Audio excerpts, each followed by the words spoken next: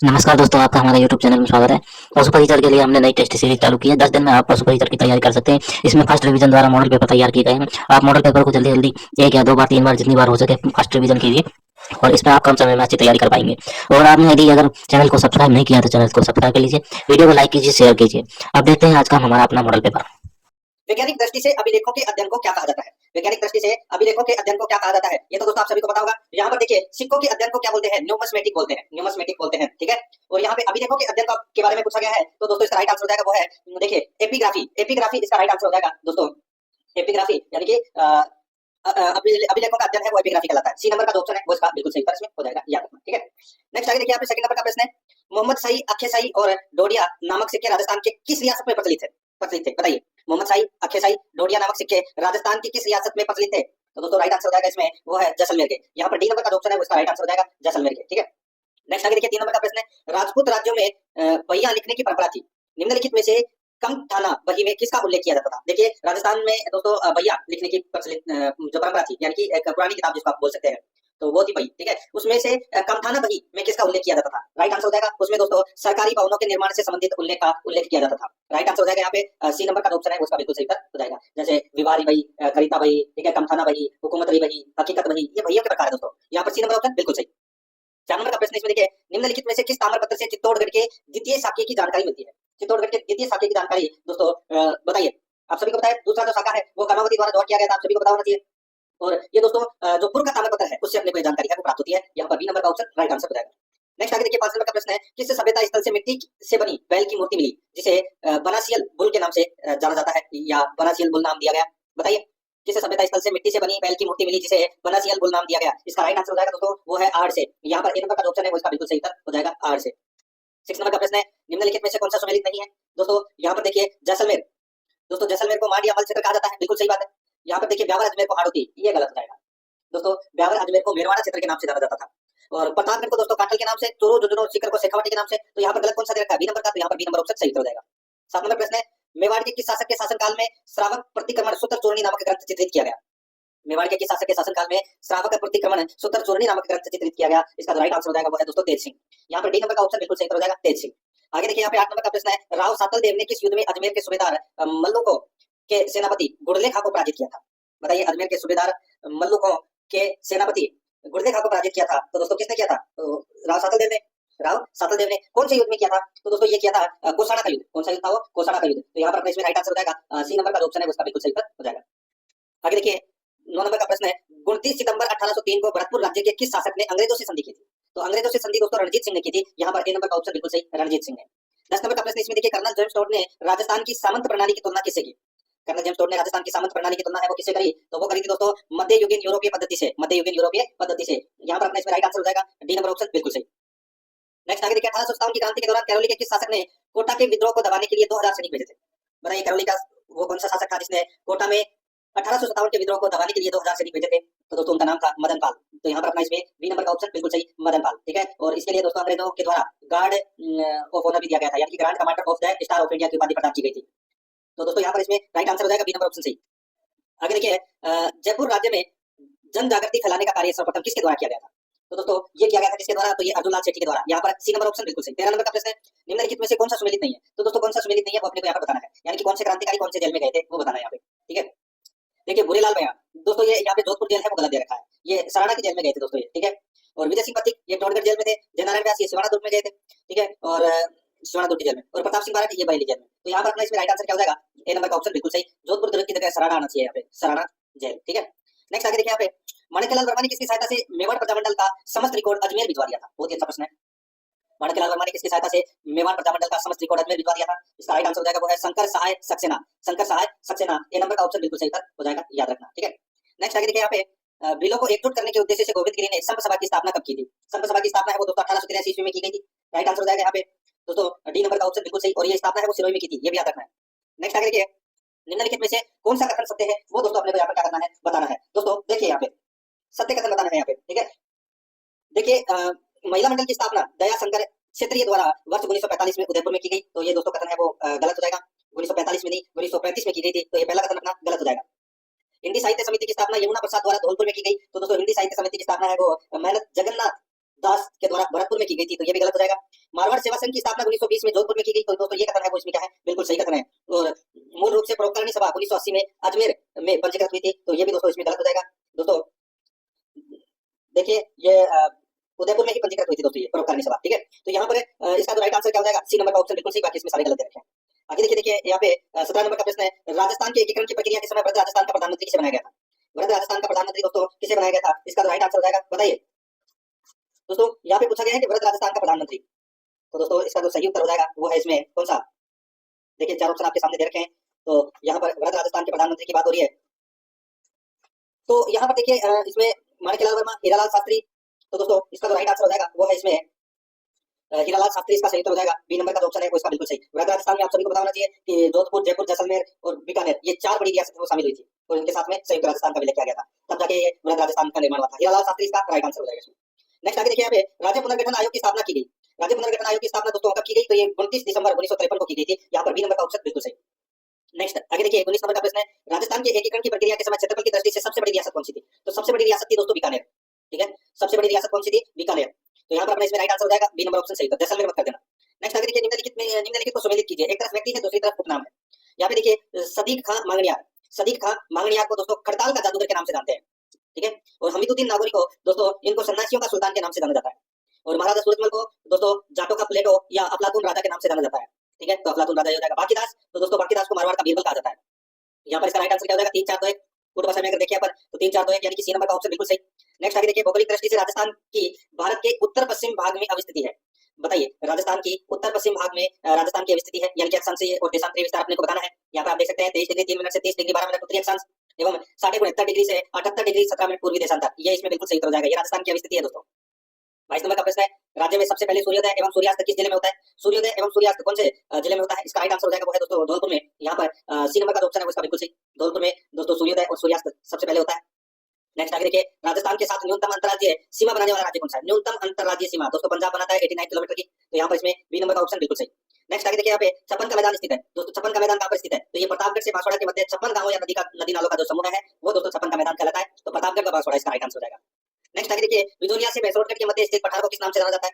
तो दोस्तों इसको ऊपरमाल के पठार के नाम से जाना जाता है। बी नंबर ऑप्शन बिल्कुल सही। आगे देखिए पश्चिमी राजस्थान में शीत ऋतु में होने वाली वर्षा का उत्तरदायी कारण क्या है? बताइए पश्चिमी राजस्थान में शीत ऋतु में होने वाली वर्षा का उत्तरदायी कारण क्या है? तो दोस्तों इसका जो राइट आंसर हो जाएगा देखिए सीधा सा पश्चिमी विक्षोभ के कारण। तो यहाँ पर इसमें राइट आंसर हो जाएगा सी नंबर का ऑप्शन बिल्कुल सही, जिसको अपन मावट बोलते हैं। नेक्स्ट आगे देखिए यहाँ पे 27 नंबर का प्रश्न है, 1000 मिलीबार की समदाब रेखा जुलाई माह में किस या किन जिलों से होकर गुजरती है? 1000 मिलीबार की समदाब रेखा जुलाई माह में किन जिलों से गुजरती है? इसका राइट आंसर हो जाएगा सिरोही, उदयपुर, प्रतापगढ़ एवं झालावाड़ से। यहाँ पर ए नंबर का ऑप्शन है वो इसका बिल्कुल सही उत्तर हो जाएगा। आगे देखिए मृत नदी के उपनाम से किस नदी को जाना जाता है? मृत नदी के उपनाम से किस नदी को जाना जाता है? इसका जो राइट आंसर हो जाएगा वो है दोस्तों गग्गर। यहाँ पर बी नंबर का ऑप्शन बिल्कुल सही उत्तर हो जाएगा, गग्गर इसका राइट आंसर। आगे देखिए निम्नलिखित नदी व उद्गम स्थल में से कौन सा सुमेलित नहीं है? निम्नलिखित नदी व उद्गम स्थल में से कौन सा सुमेलित नहीं है वो अपने को यहाँ पर बताना है दोस्तों। यहाँ पर देखिए बाणगंगा नदी, दोस्तों बाणगंगा नदी का उद्गम है वो बराट की पहाड़ियों से होता है, बिल्कुल सही है। बनास नदी का उद्गम गोविंदा की पहाड़ी, दोस्तों ये देखिए यहाँ पर है वो क्या दे रखा है, गलत दे रखा है, ठीक है। बनास नदी का जो उद्गम है वो दोस्तों कन्नौज की पहाड़ी राजसमंद से होता है, तो ये अपना गोविंदा की पहाड़ी इसमें गलत दे रखा है। बाकी मेंथा नदी का उद्गम है वो मनोहरपुर की पहाड़ियों से होता है और काकली नदी का उद्गम है वो खंडेला की पहाड़ी से होता है। यहाँ पर अपने इसमें right answer A number sorry B number का जो ऑप्शन है वो इसका राइट आंसर हो जाएगा, ये गलत दे रखा है इसमें।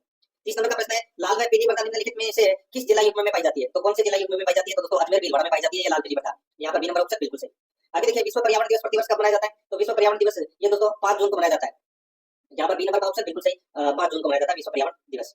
आगे देखिए राजस्थान सरकार द्वारा राज्य की प्रथम वन नीति कब जारी की गई? तो दोस्तों प्रथम वन नीति कब जारी की गई? इसका जो राइट आंसर हो जाएगा वो है वर्ष 2010 में। यहाँ पर सी नंबर का ऑप्शन बिल्कुल सही, वर्ष 2010 में।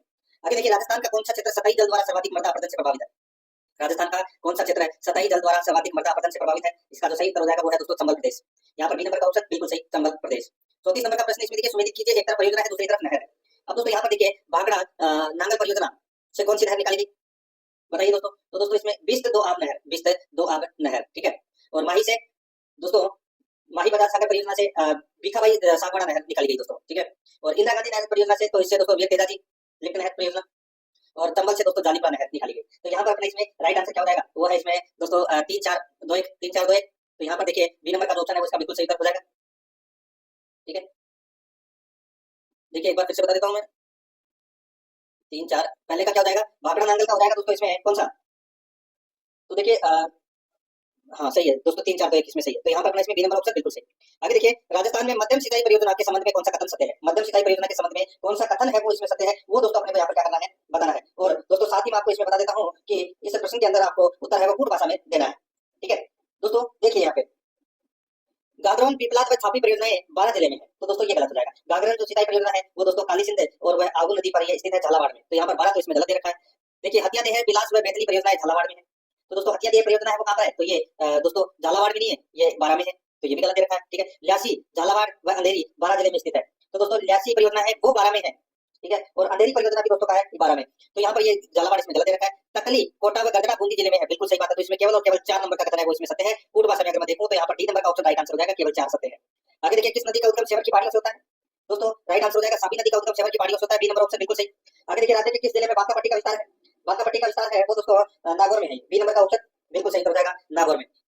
38 नंबर का प्रश्न है राजस्थान के जिलों में जनसंख्या आकार के घटते क्रम के संबंध में दिए गए सही विकल्प का अपने को यहाँ पर चयन करना है, तो दोस्तों यहाँ पर देखिए सबसे ज्यादा जनसंख्या जयपुर में, एक ट्रिक है दोस्तों, जजो अन्ना, जजो अन्ना यानी कि सर्वाधिक, जय का मतलब जयपुर में, फिर उसका मतलब जो का मतलब जोधपुर, ए का मतलब हो जाएगा दोस्तों अलवर और न का मतलब हो जाएगा नागौर। ठीक है, जजो अन्ना उदयपुर। ठीक है, तो यहाँ पर अपना ए नंबर का ऑप्शन है वो इसका राइट आंसर हो जाएगा।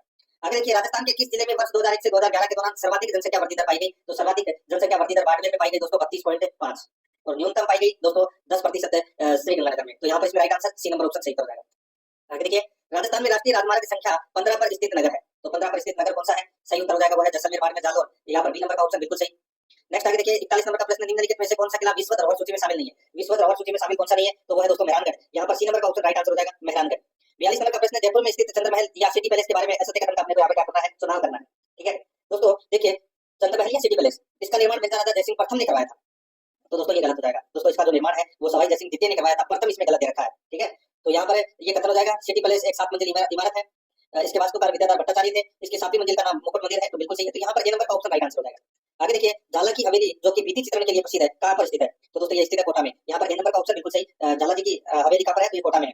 नेक्स्ट आगे देखिए यहाँ पे 44 नंबर का प्रश्न है, निम्नलिखित में से किस दुर्ग को अकबर का दौलत खाना कहा जाता है, अकबर का दौलत खाना दोस्तों मैगजीन दुर्ग को कहा जाता है, यहाँ पर बी नंबर का ऑप्शन बिल्कुल सही, मैगजीन दुर्ग को। आगे देखिए 45 नंबर का प्रश्न है, निम्न में से एकलिंगी मंदिर का निर्माण किसने करवाया, एकलिंगी मंदिर का निर्माण किसने करवाया, तो दोस्तों बप्पा रावल को करवाया, यहाँ पर ए नंबर का ऑप्शन बिल्कुल सही, बप्पा रावल को, सॉरी बप्पा रावल ने एकलिंगी के मंदिर का निर्माण करवाया था, और इसका जो जीर्णोद्धार है वो दोस्तों महाराणा मोकल ने करवाया था, ये भी याद रखना है। आगे देखिए राजस्थान में पंचपीरों में से निम्न में से कौन से लोक देवता शामिल नहीं है, तो 5 पीरों में कौन से लोक देवता शामिल नहीं है, एक कहावत आपने सुनी होगी, बापू अड़पुराम ने मंगलिया में यहाँ 5 पीर राज्य होगा जी, जी हाँ, तो दोस्तों इसमें तेजाजी है, पंचपीरों में नहीं आते, तो यहाँ पर बी नंबर का ऑप्शन बिल्कुल सही।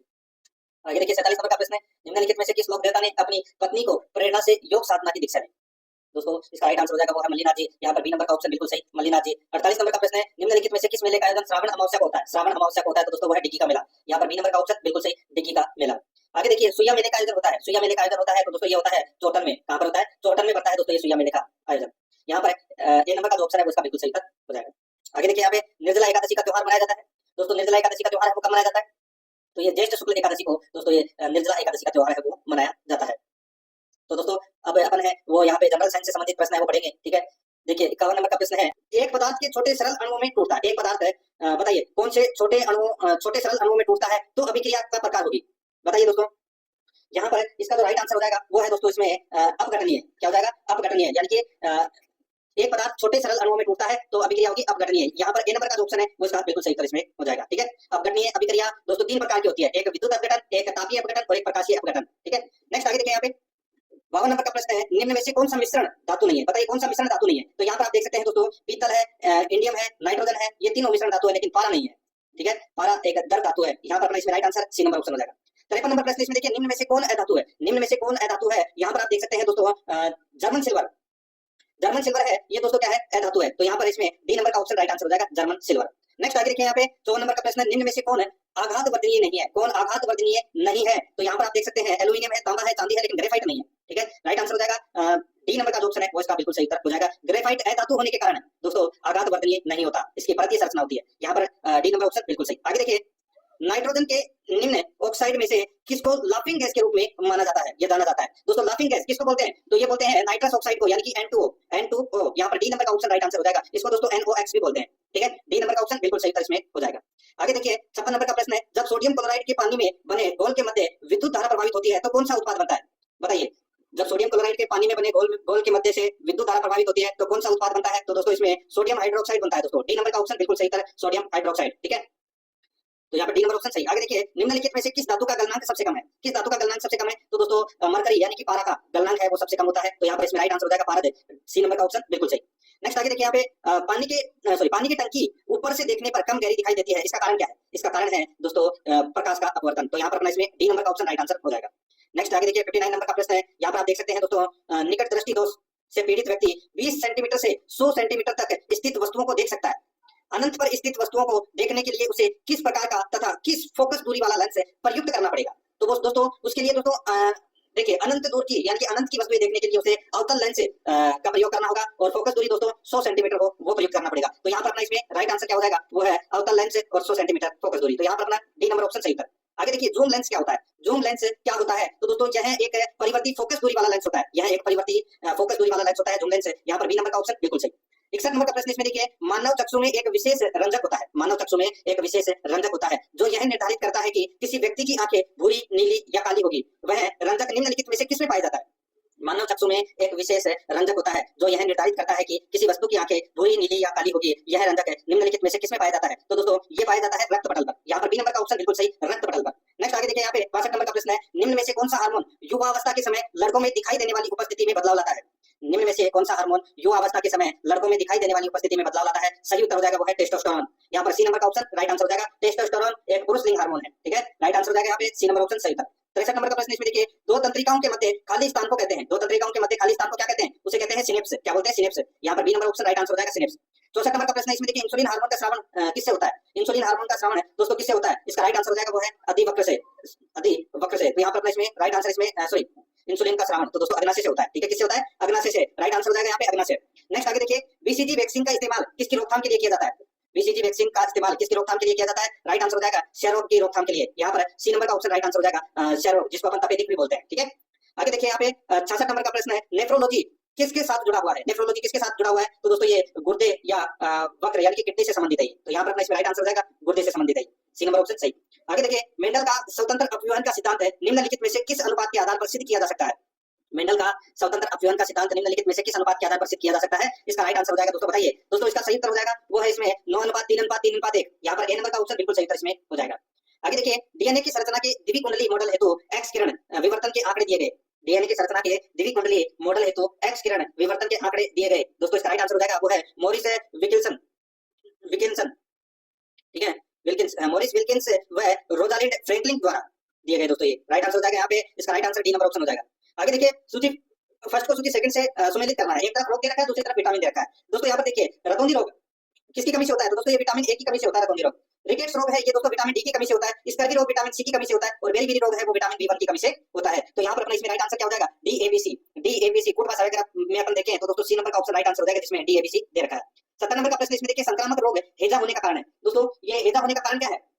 दोस्तों इसका एक जीवाणु होता है दोस्तों विवियो कोलेरा, ठीक है, उसके कारण ये होता है और ये मक्खियों द्वारा फैलता है। और दोस्तों रोगी के शरीर में जल की कमी होकर दोस्तों रक्त संचार है वो धीमा हो जाता है। तो यहाँ पर इसका राइट आंसर हो जाएगा विब्रियो कोलेरी। तो यहाँ पर डी नंबर ऑप्शन बिल्कुल सही। 71 नंबर का प्रश्न इसमें देखिए निम्नलिखित में से कौन सी बीमारी वायु प्रदूषण के कारण नहीं होती या बढ़ती? बताइए कौन सी बीमारी वायु प्रदूषण के कारण नहीं बढ़ती या नहीं होती? राइट आंसर हो जाएगा यहाँ पे वो है निमोनिया। यहाँ पर बी नंबर का ऑप्शन बिल्कुल सही हो जाएगा निमोनिया। आगे देखिए 72 नंबर का प्रश्न है प्लास्टिक को पुनर्चक्रण के लिए कठिन सामग्री क्यों माना जाता है? प्लास्टिक को पुनर्चक्रण के लिए कठिन सामग्री क्यों माना जाता है? तो दोस्तों ये माना जाता है क्यों? क्योंकि दोस्तों विभिन्न प्रकार के बहुलक रेजिन के कारण दोस्तों इसको कठिन सामग्री है वो माना जाता है। यहाँ पर सी नंबर का ऑप्शन बिल्कुल सही इसमें हो जाएगा, ठीक है। आगे देखिए यहाँ पे ठोस अपशिष्ट प्रबंधन के पीछे निम्न में से कौन सा विचार नहीं है? ठोस अपशिष्ट प्रबंधन के पीछे निम्न में से कौन सा विचार नहीं है? तो यहाँ पर इसका राइट आंसर हो जाएगा अपशिष्ट उत्पादन को रोकना। यहाँ पर डी नंबर का ऑप्शन बिल्कुल सही हो जाएगा। आगे देखिए निम्न में से कौन सी धातु बहु परमाणविक है? बताइए कौन सी धातु बहु परमाणविक है? सही उत्तर हो जाएगा वो है दोस्तों सल्फर। यहाँ पर सी नंबर का ऑप्शन बिल्कुल सही सल्फर, ठीक है, जिसका परमाणु संख्या कितनी है? 16। आगे देखिए यहाँ पे 75 नंबर का प्रश्न है निम्नलिखित में से कौन एक द्विविस्थापन अभिक्रिया नहीं है? द्विविस्थापन अभिक्रिया दोस्तों देखिए इसमें ये सही से टाइप नहीं हुआ तो इसको छोड़ दीजिए, मैं आपको डायरेक्ट बताता हूँ। यहाँ पे देखिए Mg3N2 + 6H2O 3MgOH2 + 2NH3 ये दोस्तों द्विविस्थापन अभिक्रिया नहीं है। बी नंबर का ऑप्शन राइट आंसर हो जाएगा इसमें, ये आपको इसमें याद रखना है, ठीक है। बाकी दोस्तों इसमें देखिए सही से टाइप है वो नहीं हुआ है, इसमें ये 2 मिसिंग है, ठीक है। देखिए अब अपन है वो करंट अफेयर से संबंधित क्वेश्चन है वो प्रारंभ कर रहे हैं। विश्व फार्मासिस्ट दिवस प्रतिवर्ष कब मनाया जाता है? ये मनाया जाता है दोस्तों 25 सितंबर को। सी नंबर का ऑप्शन बिल्कुल सही 25 सितंबर को। आगे देखिए राजस्थान में मिशन बुनियाद का संबंध है। राजस्थान में मिशन बुनियाद का संबंध है वो किससे है? तो दोस्तों ये डिजिटल लर्निंग से, डिजिटल लर्निंग से इसका संबंध है। ए नंबर का ऑप्शन बिल्कुल सही। 78 नंबर का प्रश्न इसमें देखिए हाल ही में किस एयरपोर्ट का नाम जगत गुरु संत तुकाराम महाराज के नाम पर रखा गया है? सही उत्तर हो जाएगा दोस्तों वो है पुणे एयरपोर्ट का नाम है वो जगत गुरु संत तुकाराम महाराज के नाम पर रखा गया है। यहाँ पर सी नंबर का ऑप्शन राइट आंसर हो जाएगा। आगे देखिए प्रधानमंत्री श्री नरेंद्र मोदी ने किस शहर में जल संचय जन भागीदारी पहल का शुभारंभ किया? प्रधानमंत्री श्री नरेंद्र मोदी ने किस शहर में जल संचय जन भागीदारी पहल का शुभारंभ किया? इसका राइट आंसर हो जाएगा वो है सूरत में। यहाँ पर सी नंबर का ऑप्शन बिल्कुल सही, सूरत में। आगे देखिए, लक्ष्य सेन एवं किदाम्बी श्रीकांत निम्नलिखित में से किस खेल से संबंधित है?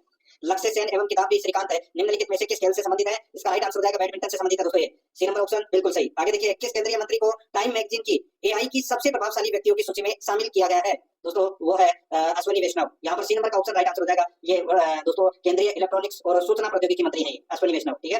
राइट आंसर हो जाएगा सी नंबर ऑप्शन। आगे देखिए, यहाँ पे 82 नंबर का प्रश्न है, हाल ही में किस राज्य सरकार ने पुलिस बल में महिलाओं को 33% आरक्षण की घोषणा की है? तो वो है दोस्तों राजस्थान। सी नंबर का ऑप्शन बिल्कुल सही, राजस्थान ने की है। आगे देखिए, यहाँ पे 83 नंबर का प्रश्न है, कपिल परमार किस खेल में पैरा ओलंपिक पदक जीतने वाले पहले भारतीय एथलीट बने हैं? तो वो बने हैं दोस्तों जूडो। जूडो खेल से संबंधित है दोस्तों ये, ठीक है। राइट आंसर हो जाएगा यहाँ पे जूडो, बी नंबर ऑप्शन सही। आगे देखिए, मनकेडिया समुदाय को हाल ही में किस राज्य ने विशेष आदिवासी समूह का दर्जा दिया है? मनकेडिया समुदाय को हाल ही में किस राज्य ने विशेष आदिवासी समूह का दर्जा दिया है? सही उत्तर हो जाएगा वो है ओडिशा। यहाँ पर सी नंबर का ऑप्शन बिल्कुल सही, ओडिशा। आगे देखिए, भारत की नई एयरलाइन कौन सी है जिसे विमानन मंत्रालय से मंजूरी मिली है? तो वो है दोस्तों शंख एयर। कौन सी है? शंख एयर। राइट आंसर हो जाएगा यहाँ पे बी नंबर का ऑप्शन बिल्कुल सही उत्तर हो जाएगा, और ये उत्तर प्रदेश की पहली अनुसूचित एयरलाइन है, ठीक है, याद रखना। आगे देखिए दोस्तों, अब अपन प्रश्न है वो यहाँ पे मैथ से संबंधित कुछ प्रश्न है वो पढ़ लेते हैं। देखिए 86 नंबर का प्रश्न है, दूध और पानी के 42 लीटर के मिश्रण में दोस्तों दूध और पानी का अनुपात 5:2 है, यानी कि 7, ठीक है। 7 का भाग दे दीजिए, इसमें कितना हो जाएगा दोस्तों? 6 बार गया ना, ठीक है। अब 5 को 6 से मल्टीप्लाई कर दीजिए तो ये हो गया दोस्तों 30 लीटर। तो इसमें क्या हो गया? दूध। और 12 लीटर इसमें क्या हो गया दोस्तों? पानी, ठीक है। यदि इस मिश्रण में 3 लीटर पानी और डाल दिया जाए तो दोस्तों ये हो गया 15, ठीक है। तो नए मिश्रण में दूध और पानी का अनुपात क्या होगा? तो दोस्तों यहाँ पे 30 और 15 का अनुपात क्या होगा? तो दोस्तों 15 से ये एक बार कटा, ये 2 बार कटा, तो यहाँ पर 2 अनुपात हो जाएगा। बी नंबर का ऑप्शन बिल्कुल सही। आगे देखिए दोस्तों, यहाँ पे देखिए 87 नंबर का प्रश्न है, एक व्यक्ति अपनी मासिक आय का 17% बचत करता है, यदि उसका मासिक खर्च है 4980 हो तो उसकी मासिक आय क्या है? दोस्तों सीधा सा है भाई, 4980 है ये खर्च है इसका। तो दोस्तों अपने को 100% निकालना है, तो इंटू 100 बटे भाई 100 में से 17 गए तो कितने बचे? 83, बस निकाल लीजिए। इसको आप काटोगे तो दोस्तों आपका राइट आंसर निकल कर आ जाएगा इसमें कितना? 6000। तो यहाँ पे इसका राइट आंसर क्या हो जाएगा? 6000, बी नंबर ऑप्शन बिल्कुल सही। आगे देखिए 88 नंबर का प्रश्न है, सीता की आय रहीम की आय से 25% अधिक है। दोस्तों ये सीता है और ये दोस्तों रहीम है, ठीक है। तो सीता की आय रहीम की आय से 25% अधिक है, यानी कि ये 125 है, तो दोस्तों रहीम की आय कितनी है? 100। अब दोस्तों यहाँ पर देखिए, रहीम की आय सीता की आय से कितने प्रतिशत कम है? तो दोस्तों कितने प्रतिशत कम है? सीधा सा इसमें क्या हो जाएगा दोस्तों? देखिए दोनों में अंतर कितने का आ गया? 25 का। तो 25 बटे 125 इंटू 100, तो यहाँ पे 25 से कितनी बार कटा? तो 5 बार कटा। तो 100 में 5 का भाग दे दीजिए, कितना आएगा? 20%। तो यहाँ पर ए नंबर का ऑप्शन राइट आंसर हो जाएगा, 20% कम है, ठीक है। आगे देखिए यहाँ पे 89 नंबर का प्रश्न है, एक दुकानदार एक वस्तु के विक्रय मूल्य को 39 रुपए कम कर देता है, ठीक है। 39 रुपए क्या कर देता है? कम कर देता है एक वस्तु के विक्रय मूल्य को।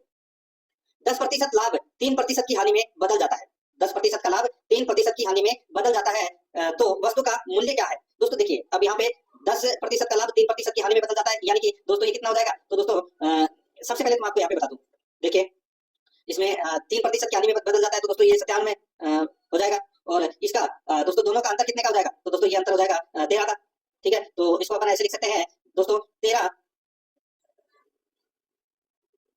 देखिए शुरू से देखिए इसको अपन माना कि अपन ने वस्तु का मूल्य मान लिया दोस्तों x, ठीक है। तो यहाँ पे 10% का लाभ है, तो यहाँ पर 110 x बटे 100 इसको लिख सकते हैं, माइनस 39 कम कर देता है तो इसको अपन 39 बराबर दोस्तों 3% की हानि हो रही है, तो 97 x बटा दोस्तों 100 लिख सकते हैं, बिल्कुल लिख सकते हैं। तो दोस्तों अब यहाँ पर देखिए इसमें इसको मल्टीप्लाई करोगे दोस्तों, क्रॉस मल्टीप्लाई, तो यहाँ पर आ जाएगा दोस्तों, इसको सोल्व करोगे तो 13x बराबर दोस्तों इसमें 3900 आ जाएगा, ठीक है। और x बराबर क्या हो जाएगा? 3900 बटे 13, यानी कि x बराबर 300 आ जाएगा। तो यहाँ पर इसमें सी नंबर का ऑप्शन बिल्कुल सही। 90 नंबर का प्रश्न इसमें देखिए, एक वस्तु को 31 रुपए में बेचने पर दुकानदार को 7% की हानि होती है, जब वह उसी वस्तु को 35 रुपए में बेचता है तो उसे होने वाला प्रतिशत लाभ है वो ज्ञात कीजिए। दोस्तों ये 7% की हानि हो रही है, ठीक है। माना की वस्तु है वो दोस्तों 100 रुपए की है, तो 7% की हानि हो रही है, तो दोस्तों कितने की हुई वस्तु? 93 रुपए की, ठीक है। यानी कि 31 रुपए में बेचने पर दोस्तों हानि का मूल्य है वो कितना हो जाएगा? 93, कितना हो जाएगा? 93। तो एक हानि का मूल्य कितना हो जाएगा दोस्तों? 93 बटे 31। तो यहाँ पर दोस्तों 35 हानि में बेचता है, तो दोस्तों यहाँ पर सीधा सा हो जाएगा 93 बटे 31 इंटू 35, तो कितना आ जाएगा? तो दोस्तों 105% आ जाएगा। तो यहाँ पर इसका राइट आंसर क्या हो जाएगा? 5% अधिक है, तो इसका सही उत्तर बी नंबर ऑप्शन बिल्कुल सही। 91 नंबर का प्रश्न है, इसमें देखिए किस धन का 15% वार्षिक चक्रवर्ती ब्याज की दर से 2 वर्ष का मिश्र धन 13,225 हो जाएगा? बताइए किस धन का 15% वार्षिक चक्रवर्ती ब्याज की दर से 2 वर्ष का मिश्र धन 13,225 हो जाएगा? तो दोस्तों अब यहाँ पर अपने को क्या करना है? सीधा सा है, आप मूलधन ज्ञात कर लीजिए, ठीक है। मूलधन कैसे ज्ञात करेंगे? तो आप इसको दोस्तों डायरेक्ट भी कर सकते हैं और ऑप्शन उठा के भी कर सकते हैं, जैसे कि ऑप्शन अधिकतर दोस्तों जो एक पूर्ण संख्या है वही होती है, जैसे कि मैंने यहाँ पे 10,000 ऑप्शन में उठा लिया, ठीक है। अब दोस्तों 10,000 का आप क्या कर लीजिए? 15% निकाल लीजिए, तो कितना हो जाएगा दोस्तों? 1500, ठीक है। 1500 हो जाएगा, 1500 इसमें जोड़ दीजिए तो कितना हो जाएगा? 11,500। नॉर्मली बता रहा हूँ, ठीक है। 11,500 का आप 15% निकालोगे तो दोस्तों कितना आ जाएगा? देखिए यहाँ पे ये 5 से 3 बार गया, ये दोस्तों 20 बार गया, ये 0 से यहाँ पे 0 कट गया, और 1150 को 1150 में 2 का भाग दिया तो दोस्तों कितना आ जाएगा, तो 1075 आ जाएगा। 1075 को दोस्तों आप 3 से मल्टीप्लाई करोगे तो कितना आ जाएगा, दोस्तों 3225। अब 3225 10,000 के अंदर जोड़ दीजिए, ये अपना क्या हो जाएगा, मिश्र धन हो जाएगा। तो यहाँ पर अपना इसमें राइट आंसर हो जाएगा बी नंबर ऑप्शन सही। तो 13,225 हो गया, ठीक है। आगे देखिए, कोई धन चक्रवर्ती ब्याज की एक निश्चित दर से 4 वर्ष में दुगनी हो जाती है, इसी दर से यह 16 गुना कितने वर्षों में होगी, इसी दर से 16 गुना कितने वर्षों में होगी। तो दोस्तों एक निश्चित दर से 4 वर्ष में दुगनी हो जाती है, 4 वर्ष में वो क्या हो जाती है, दुगनी हो जाती है, ठीक है।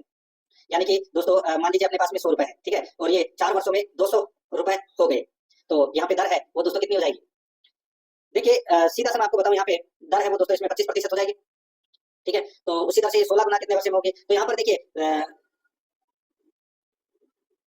4 वर्षों में वो दुगनी हो रही है, ठीक है। तो 16 गुना 4 वर्षों में दुगनी हो जाएगी, तो दोस्तों इसमें 16 वर्षों में ये 16 गुना होगी। राइट आंसर हो जाएगा यहाँ पे बी नंबर का जो ऑप्शन है उसका बिल्कुल सही, तो इसमें हो जाएगा, ये आपको इसमें याद रखना है, ठीक है। इसका सूत्र है, सूत्र के अनुसार आप निकाल सकते हैं इसको। आगे देखिए यहाँ पे 93 नंबर का प्रश्न है, कितने वर्षों में एक धनराशि 5% प्रति वर्ष की ब्याज दर पर तिगुनी हो जाएगी। दोस्तों दर है वो यहाँ पर कितनी दे रखी है, 5% दे रखी है, ठीक है। मिश्र धन यहाँ पर 3 दे रखा है, तो मूलधन क्या हो जाएगा, 1 हो जाएगा, ठीक है। तो ब्याज कितना हो जाएगा दोस्तों इसमें 2, ठीक है। तो यहाँ पर समय बराबर 2 × 100 बटे 1 × 5, तो यहाँ पे ब्याज इंटू 100 1 × 5, ठीक है, यानी कि समय इंटू दर। समय यहाँ पर निकालना है, मूलधन है दोस्तों ये 1, ठीक है। तो यहाँ पर 2 है वो क्या है, ब्याज है इंटू 100 बटे मूलधन इंटू दर। तो दोस्तों अपने को समय निकालना है, तो आप यहाँ पे काट लीजिए इसको, तो ये कितनी बार कटा दोस्तों, 20 बार कटा, तो 20 दूनी क्या हो जाएगा, 40 वर्ष में दोस्तों इतनी हो जाएगी। यहाँ पर बी नंबर ऑप्शन बिल्कुल सही। आगे देखिए, यदि 20% वार्षिक दर से 2,000 रुपए का निवेश किया जाता है और ब्याज को अर्धवार्षिक आधार पर चक्रवर्ती किया जाता है, तो 18 मास बाद राशि कितनी होगी, 18 महीने बाद में राशि क्या होगी। दोस्तों यहाँ पर देखिए मूलधन है वो अपने पास दे रखा है 2,000 रुपए, ठीक है। अब इसमें दोस्तों दर है वो दे रखी है यहाँ पे 20%, और दोस्तों यहाँ पर इसकी दर की आधी हो जाएगी, इसमें अर्धवार्षिक हो जाएगी दोस्तों, यहाँ पे 10 आधी हो जाएगी इसकी, ठीक है। समय दोस्तों 18 मास दे रखा है, तो 6 महीने की अर्धवार्षिक चल रहा है, तो दोस्तों इसमें 3 अर्धवर्ष हो जाएंगे। तो इसको अपन ऐसे निकाल सकते हैं दोस्तों, 2000 इंटू यहाँ पे दर है वो आधी हो जाएगी, तो 110 बटे 100 इंटू 110 बटे 100 इंटू 110 बटे 100, ठीक है। बस यही करना है आपको, कुछ नहीं करना। तो यहाँ पर इसको सोल्व करोगे तो यहाँ पर इसका राइट आंसर हो जाएगा दोस्तों 2662, बी नंबर का ऑप्शन बिल्कुल सही हो जाएगा। आगे देखिए 95 नंबर प्रश्न है, 1/63 अनुपात 1/21 समानुपात x अनुपात 1/8 हो, तो x का मान है वो अपने को यहाँ पर ज्ञात करना है। दोस्तों बाह्य पदों का गुणनफल बराबर मध्य पदों का गुणनफल, तो इसको अपन कैसे लिखेंगे दोस्तों, 1/63 इंटू 1/8 बराबर 1/21 इंटू x। तो यहाँ पे x बराबर क्या हो जाएगा, x बराबर हो जाएगा दोस्तों यहाँ पे 1/63 इंटू 1/8 इंटू 21, बस। तो यहाँ पर राइट आंसर निकल कर आ जाएगा दोस्तों 1/24। तो यहाँ पर डी नंबर का ऑप्शन राइट आंसर हो जाएगा। 96 नंबर का प्रश्न इसमें देखिए, ए और बी की वर्तमान आयु के बीच का अनुपात 4:5 है। ए और बी की वर्तमान आयु के बीच का अनुपात 4:5 है। 10 वर्षों बाद उनकी आयु के बीच का अनुपात 5:6 होगा। 10 वर्षों बाद उनकी आयु के बीच का अनुपात 5:6 होगा। उनकी वर्तमान आयु के बीच का अंतर है वो अपने को यहाँ पर ज्ञात करना है। दोस्तों देखिए ए और बी की वर्तमान आयु यहाँ पे 4x + 5x दे रखी है, तो यहाँ पर अपन लिख सकते हैं दोस्तों 4x + 10, ठीक है, 10 वर्षों बाद कुछ है ना, ठीक है, बटे दोस्तों 5x + 10 बराबर दोस्तों इनकी आयु के बीच का अनुपात 5:6 है, तो बराबर 5/6 अपन इसको लिख सकते हैं, बिल्कुल लिख सकते हैं, ठीक है। तो दोस्तों यहाँ पे क्रॉस मल्टीप्लाई करोगे तो यहाँ पर क्या हो जाएगा दोस्तों, देखिए 5 × 5 25x, ठीक है, 10 × 5 10x, तो यहाँ पर एक तो बन जाएगा दोस्तों इसमें, और इसका हो जाएगा दोस्तों 6 का 24x और 60x, तो यहाँ पे 24x + 60 बराबर दोस्तों 25x + 50, ठीक है। तो यहाँ पर क्या आएगा, तो दोस्तों इसमें देखिए माइनस कर दीजिए इनको आपस में, तो यहाँ पर देखिए 10 बचे, x बराबर इसमें क्या जाएगा 10, ठीक है। तो यहाँ पर इसका राइट आंसर हो जाएगा 10 वर्ष का अंतर है, बी नंबर का ऑप्शन बिल्कुल सही। आगे देखिए, एक बल्लेबाज अपनी 12वीं पारी में 60 रन बनाता है और इस तहत उसका औसत रन 2 रन बढ़ जाता है।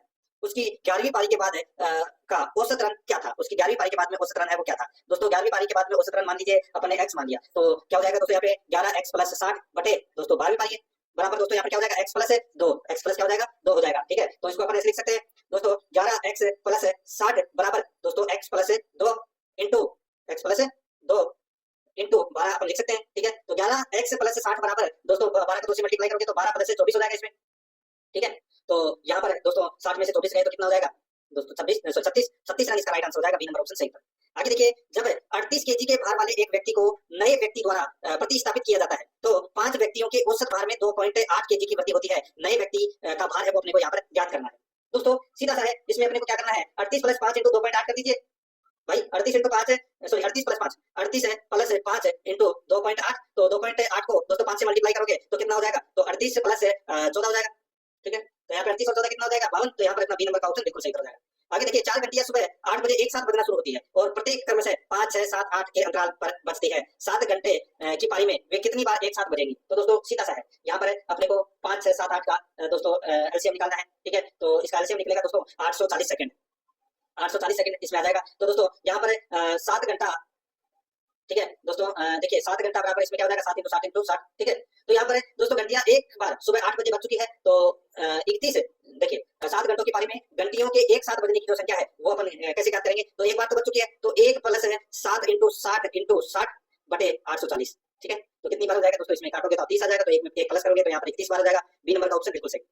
100 नंबर का प्रश्न है, इसमें देखिए दो संख्याओं का एलसीएम 315 है और उनका एचसीएफ 21 है और संख्याओं का अंतर 42 है। संख्याओं का योग है वो अपने को यहाँ पर ज्ञात करना है। तो दोस्तों ऑप्शन के अनुसार आप ज्ञात कर सकते हैं 168 इसका राइट आंसर हो जाएगा। सी नंबर का ऑप्शन बिल्कुल सही। अब अपन कुछ प्रश्न है वो पशुपालन से संबंधित पढ़ लेते हैं। देखिए 101 नंबर का प्रश्न है, छोटे पशु बकरी का भार मापन में प्रयुक्त करते हैं, तो बताइए कौन सी विधि भार मापन में प्रयुक्त करते हैं छोटे पशु यानी कि बकरी के लिए? इसका राइट आंसर हो जाएगा वो है स्प्रेन बैलेंस विधि। ए नंबर का ऑप्शन बिल्कुल सही इसमें हो जाएगा। आगे देखिए खीस के बारे में निम्न में से कौन सा तथ्य सही नहीं है? कौन सा तथ्य सही नहीं है? यहाँ पर देखिए खीस गाढ़ा पीलापन लिए हुए लसलसा तरल पदार्थ होता है, बिल्कुल सही बात है। इसमें पीला रंग कैरोटीन की अधिक मात्रा के कारण होता है, ये भी बिल्कुल सही है। खीस दूध की अपेक्षा पतला होता है, ये गलत हो जाएगा दोस्तों, दूध की अपेक्षा गाढ़ा होता है खीस, ठीक है। खीस में वसा गोलिकाएं अनियमित आकार की होती है, बिल्कुल सही बात है। तो यहाँ पर दोस्तों सी नंबर का ऑप्शन राइट आंसर हो जाएगा क्योंकि ये तथ्य सही नहीं है। आगे देखिए बंद पशु आवास में पशुओं को बांधने की विधि है, तो वो कौन सी है? तो वो है दोस्तों मुंह से मुंह विधि, पूंछ से पूंछ विधि। राइट आंसर हो जाएगा यहाँ पे सी नंबर ऑप्शन सही, ए व बी दोनों। आगे देखिए दूध या क्रीम में वसा के प्रतिशत को वांछित मानक तक बढ़ाने या घटाने की प्रक्रिया को क्या कहा जाता है? तो उसको कहा जाता है दोस्तों मानकीकरण। यहाँ पर सी नंबर का ऑप्शन राइट आंसर मानकीकरण कहा जाता है। 105 नंबर का प्रश्न है, भेड़ की कौन सी नस्ल केंद्रीय भेड़ एवं ऊन अनुसंधान संस्थान मालपुरा टोंक राजस्थान द्वारा विकसित की गई है?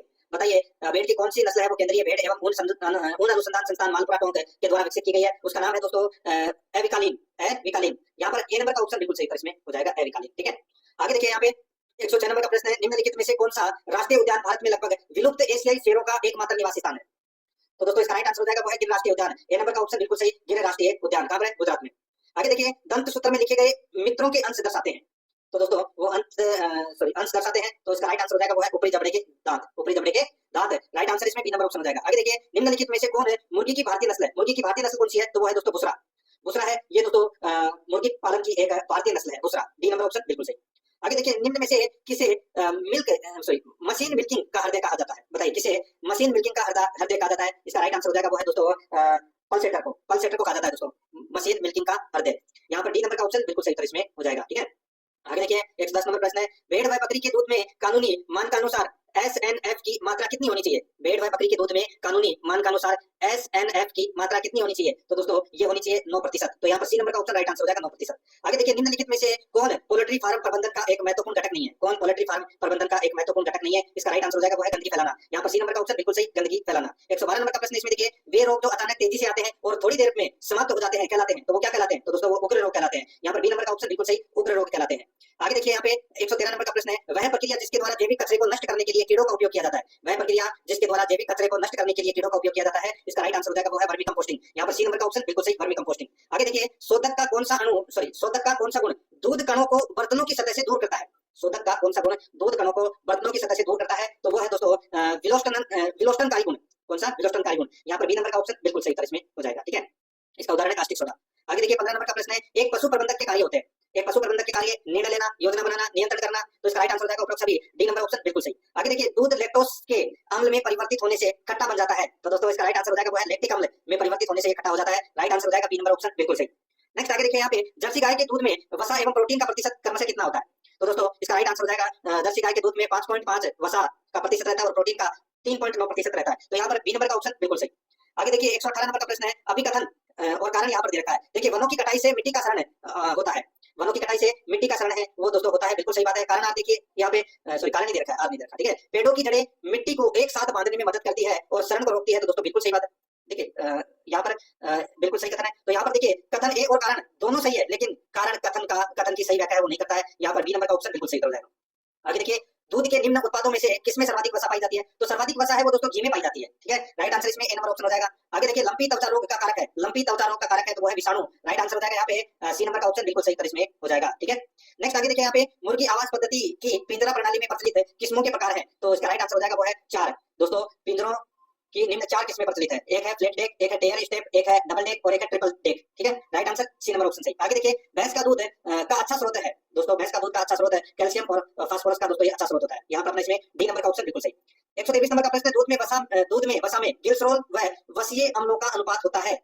दोस्तों यहाँ पर देखिए दूध में वसा में उपस्थित ग्लिसरॉल एवं वसीय अम्लों का अनुपात 1:3 होता है। यहाँ पर ए नंबर का ऑप्शन बिल्कुल सही, 1:3। आगे देखिए भोजन के पाचन की प्रक्रिया के दौरान होने वाले ऊर्जा परिवर्तन के प्रकार बताएं। तो दोस्तों वो हो जाएगा इसमें रासायनिक ऊर्जा से उष्मा ऊर्जा। यहाँ पर अपना इसमें ए नंबर ऑप्शन सही उत्तर। 125 नंबर का प्रश्न है, निम्नलिखित में से किस रिजर्व क्षेत्र ने संरक्षण के उद्देश्य से प्रोजेक्ट रेड पांडा शुरू किया है?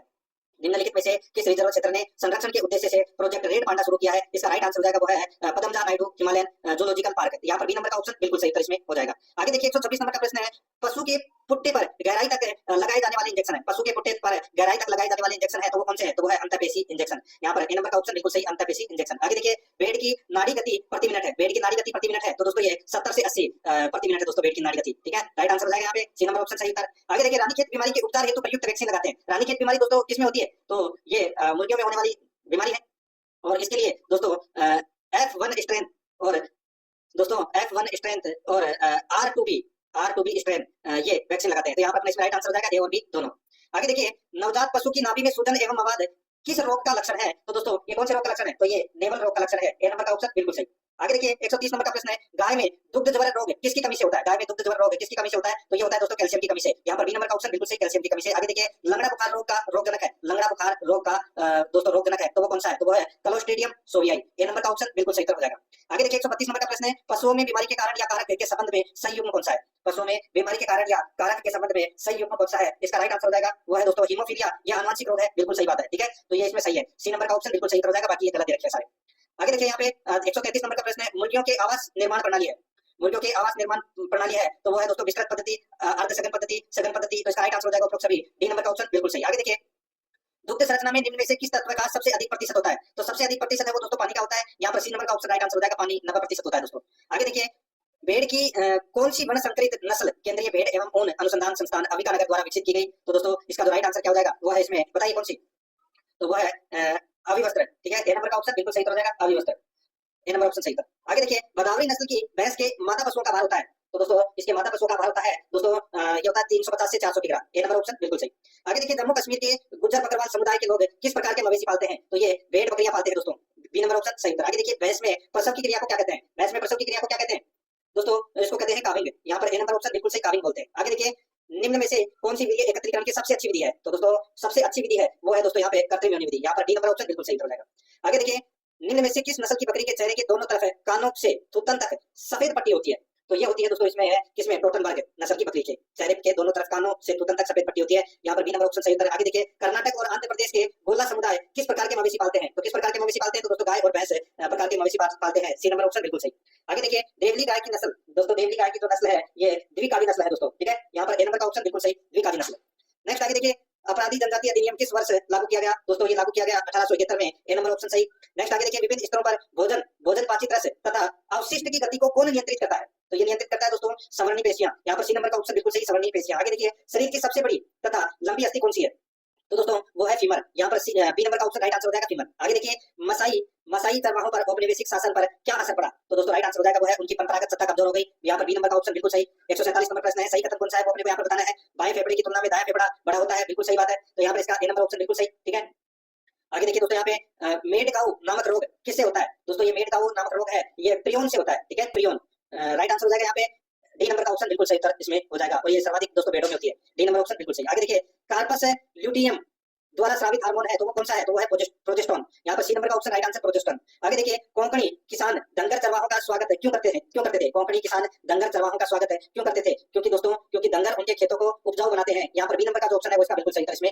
दोस्तों आपने पशु परिचर का मॉडल पेपर देखा, हमारे सभी मॉडल पेपर प्ले लिस्ट में तैयार है। आप वहां से प्ले लिस्ट में से अपने पुराने मॉडल पेपर भी देख सकते हैं, सभी मॉडल पेपर प्ले लिस्ट में है। आप एक एक दो करके सभी मॉडल पेपर को फर्स्ट रिवीजन कर लीजिए। ये फर्स्ट रिवीजन से इसके अंदर जितने भी सवाल है आपको कम समय में जल्दी से जल्दी तैयारी मिलेगी। 10 दिन में हमारा टारगेट है, 10 दिन में पूरा कोर्स कंप्लीट करा दिया जाएगा। इसके अंदर आप हमारे मॉडल पेपर को देख करके अपनी तैयारी मजबूत कर सकते हैं। वीडियो देखने के लिए आपका बहुत बहुत धन्यवाद। चैनल को सब्सक्राइब कर लीजिए अगर सब्सक्राइब नहीं किया है तो।